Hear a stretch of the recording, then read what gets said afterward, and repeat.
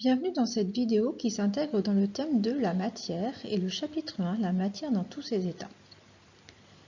Tu sais déjà que la matière comme l'eau peut se présenter sous 3 états physiques. Tu connais l'état solide, l'état liquide et l'état gazeux. À noter ici que l'eau à l'état gazeux est invisible, elle se situe dans chacune des bulles entourée d'eau liquide et aussi au-dessus de l'eau liquide en train de bouillir.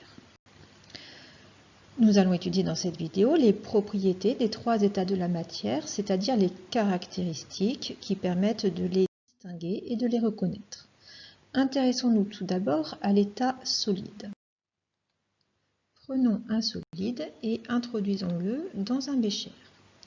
Eh bien, nous constatons qu'il a une forme cylindrique. Introduisons-le dans un récipient de formes différentes.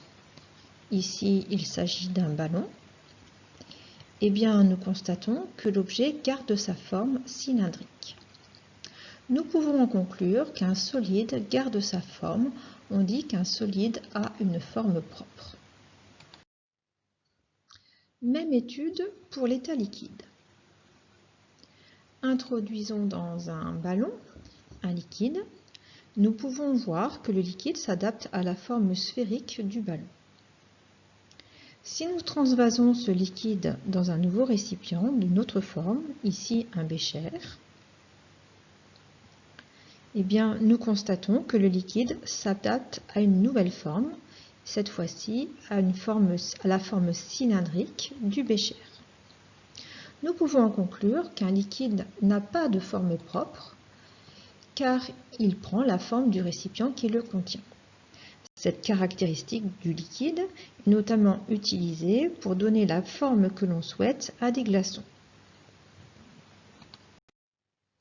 Intéressons-nous maintenant à la surface libre d'un liquide, c'est-à-dire à la partie du liquide qui est en contact avec l'air.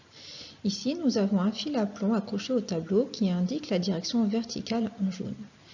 Eh bien, vous pouvez constater que la surface libre du liquide suit une direction qui est perpendiculaire à la verticale et qui s'appelle l'horizontale, qui est représentée ici en bleu.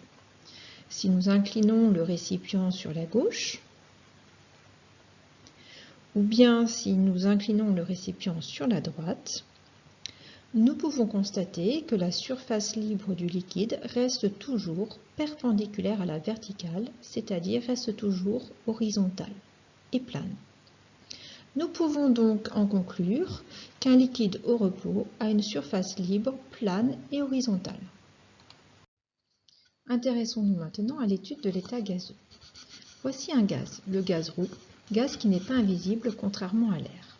Il a été placé dans 2 récipients de formes différentes et nous constatons que le gaz a pris la forme de ces 2 récipients. Nous pouvons donc en conclure qu'un gaz n'a pas de forme propre car il prend la forme du récipient.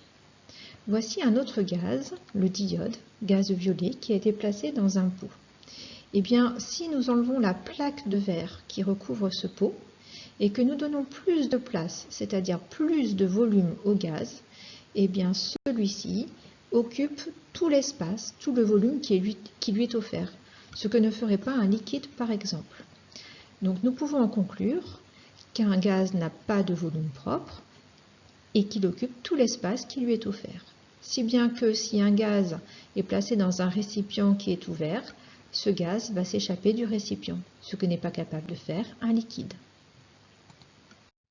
Voyons une autre expérience qui permet de se rendre compte qu'un gaz n'a pas de volume propre.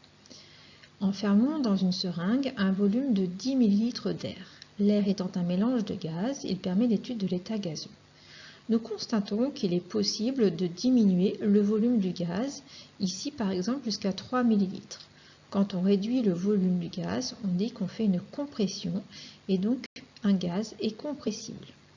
A l'inverse, remettons 10 ml d'air dans la seringue et puis nous constatons que nous pouvons tirer sur le piston de la seringue, donc augmenter le volume du gaz. Lorsque l'on fait cette expérience, on réalise une expansion. Un gaz est donc expansible. Donc retenons qu'un gaz est compressible et expansible.